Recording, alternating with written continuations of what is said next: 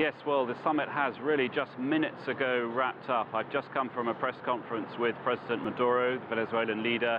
He described the whole process as a total success. The non-aligned movement, and that's 120 countries, as you mentioned, they've signed off a final declaration, a sort of common position of what the developing world thinks about a whole lot of the world's problems, things like climate change and UN reform. Now, this 17th summit of the non-aligned movement hasn't just been important for the movement, but also for President Maduro himself. So before we talk more, let's have a look at that. A show of support for Venezuela's embattled president. That's certainly how the government here wants the non-aligned movement summit to be seen and remembered. Fewer presidents than the organisers might have hoped did make the journey. Just 8 attended in the end.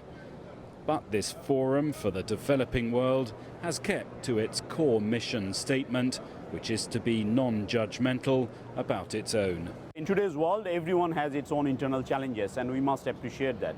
And we must help each other out to get out of their challenges. Every country you talk about, every region of this world, we have limitations, we have challenges. 5-year term.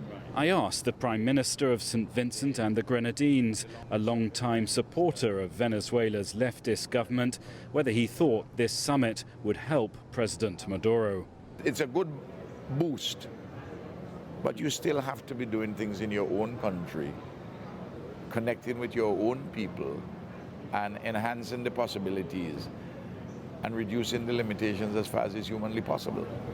The truth is, many of the delegates here have been less concerned about Venezuela than about their own pressing challenges on issues from terrorism to rising sea levels. The conference's final declaration makes a call for action on those and many other issues, with notably little reference to Venezuela.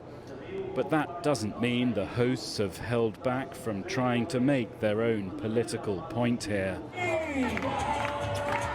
On the eve of the opening of the summit, in front of the main conference hall, this statue of Venezuela's late leader, Hugo Chavez, was unveiled.